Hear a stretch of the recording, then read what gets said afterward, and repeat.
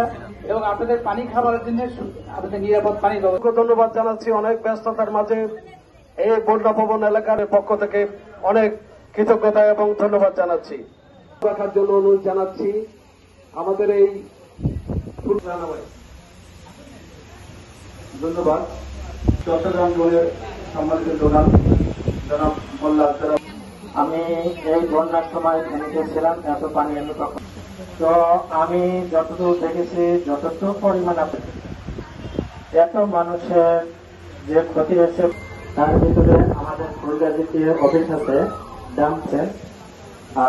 আমরা এখানে যে ত্রাণটা দিব সেটা প্রযুক্তি বিশ্ববিদ্যালয় আছে, ঢাকা সেনেমেশন কার্যক্রম করে সকলেই আমাদের ঢাকা বলছেন যে হয়তো আমরা পরবর্তী আরো কোনো সুযোগ পেলে আমরা হয়তো আমরা নোয়াখালীর আমাদের মতো পরিশ্রম করে নোয়াখালীর মানুষকে সেবা দিচ্ছেন।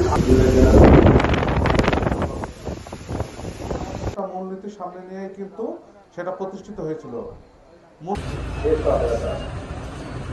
ওনার মূল উদ্দেশ্য জায়গা থেকে এই কাজগুলো করে এই সহায়তাটা দেওয়া হয় আপনাদের, কিন্তু এই সময়ে এই সহায়তা